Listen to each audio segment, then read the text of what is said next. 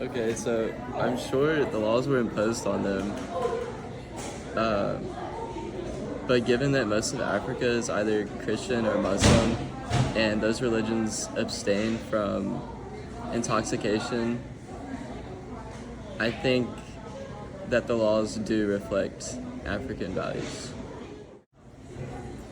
So for the first question, I think it's honestly like combination of both. But I will argue that it is a good kind of like reform or kind of like a good policy for the continent for every African country overall because like it potentially blocks some criminalization like regarding drug use, drug abuse.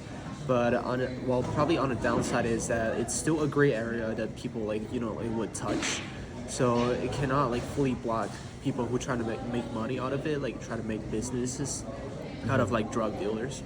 Um, but like I don't really have like any experiences where knowledge upon this question. So that's probably my answer for the first one.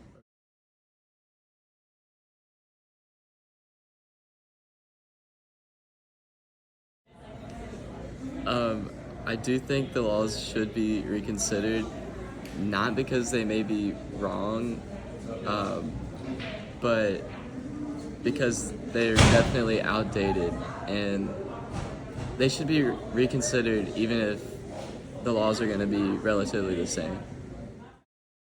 For the second question, I would argue probably yes, because for several reasons. First of all, there's a potential economic reform, and there's some economic opportunities.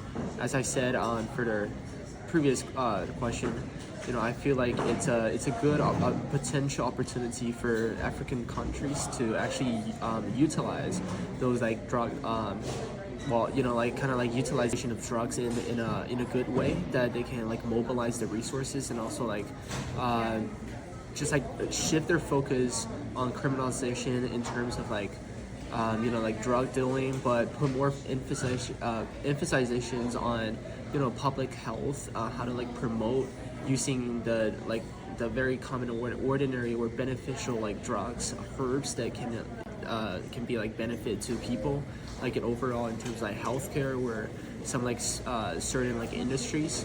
So I can also like introduce my second viewpoint is that it's more of like a focus on the societal issue, whether you want to focus like more on a criminalization of like how people use drug as like a criminalized weapon to kind of like make chaos and make like dirty money out of the businesses, or actually the companies or industries can utilize those resources like to benefit the society.